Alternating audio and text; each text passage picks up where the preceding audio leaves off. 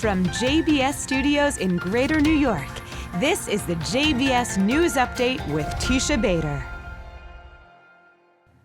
I'm Teisha Bader with the JBS News Update for Thursday, March the 11th, 2021.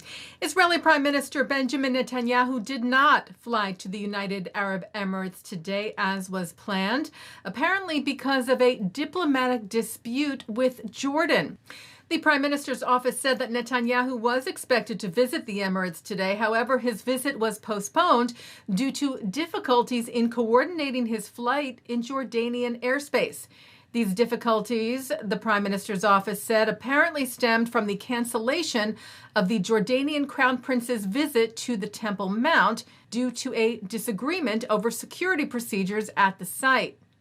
They said Jordan recently announced that it would allow the Prime Minister's flight to use its airspace, but since the announcement was received late, the Prime Minister and Crown Prince Sheikh Mohammed bin Zayed agreed to coordinate on another date for the Prime Minister's visit.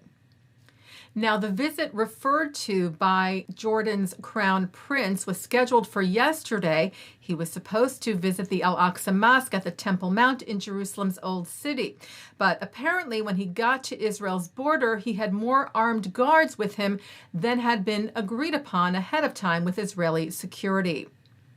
Netanyahu said later today that Israel has worked things out with Jordan, and that he spoke on the phone with the Emirati Crown Prince Mohammed bin Zayed, and that the visit to the Emirates will happen, quote unquote, very soon. And staying with the Prime Minister, Netanyahu met this afternoon with Czech Prime Minister Andrej Babiš and with Hungarian Prime Minister Viktor Orban in Jerusalem on advancing cooperation in the research, development, and production of coronavirus vaccines. They also discussed coordinating travel between the countries for those who are fully vaccinated. Netanyahu thanked the leaders for opening diplomatic missions in Jerusalem as well. Hungary opened its back in March of 2019. They were the first European Union member state to do so, and the Czech Republic became the second, opening its diplomatic office today, with Babiš and Israel's Foreign Minister Gabi Ashkenazi on hand for the ribbon-cutting ceremony earlier today. Ashkenazi tweeted of the event, thanking the Czech Prime Minister for support for Israel and serious efforts to tackle anti-Semitism, and for the Czech Republic's adoption of the IHRA definition of anti-Semitism. Babiš tweeted as well of the office opening, writing, "It is a great honor for me and above all, another important step in the friendly relations between our two countries." The IDF said today that it is the first military and the largest organization in the world to be vaccinated against COVID-19.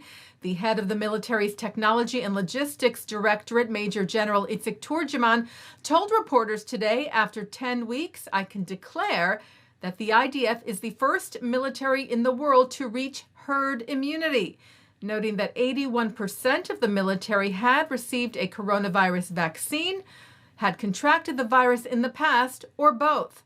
The IDF's chief medical officer, Brigadier General Dr. Alon Glassberg, clarified and stressed that troops would still be required to wear masks and follow social distancing, among other COVID restrictions. Well, Merrick Garland was confirmed by the U.S. Senate yesterday as the new U.S. Attorney General in a vote of 70-30, showing significant support from both sides of the aisle.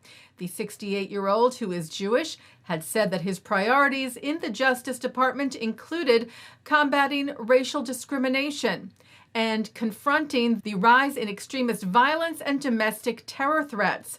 We had reported to you that in his Senate hearing, Garland was visibly emotional, speaking about his own family and how his grandparents sought refuge in the U.S., fleeing anti-Semitic persecution, specifically the pogroms in Russia. He said, "The country took us in and protected us, and I feel an obligation to the country to pay back, and this is the highest, best use of my own set of skills to pay back." Almost 300 Olim, new immigrants from Ethiopia, landed this morning at Ben Gurion Airport in what is being called the final flight of Operation Surya, an operation begun this past December where Netanyahu vowed to bring 2,000 members of Ethiopia's Jewish community home to the Jewish state. And with this 9th flight, since then, that goal was reached. However, thousands of the community still remain in Ethiopia, many in holding camps in Addis Ababa and Gondar, some waiting for decades to come home to Israel, a fact that was emphasized by Israel's Minister of Aliyah and Integration, Peninnah Tamano-Shata, herself born in Ethiopia, who was on hand today to greet the flight alongside Jewish Agency Chair Isaac Herzog and others. Shata said this is a journey that is well underway but far from complete. I am grateful, she said, for the honor of successfully leading Operation Surya, which resulted in the aliyah of 2,000 sons and daughters to parents who have waited patiently in Israel for this reunion for many years. However, Israel's mission to ensure the aliyah of the remaining Jews in Ethiopia is not over. Let's use this moving moment to remember that we have a duty to put an end to this painful saga. Taking a look now at our programming for tonight on JBS for Thursday, March the 11th at 7 o'clock. It's Talmud Study. At 8, Middle East scholar Tony Badran talks about the threats posed by Iran and Hezbollah to Israel and the Middle East and the USA. At 9, Mark Golub sits down with Rabbi Raphael Shor on L'chaim. At 10, a discussion of how young American Jews view Israel with Yair Rosenberg, Batya Ugar-Sargon, and Barry Weiss. And coming up next, it's the ILTV's Insider. And that's the JBS News Update for Thursday, March the 11th, 2021. I'm Teisha Bader. Stay healthy. Stay well.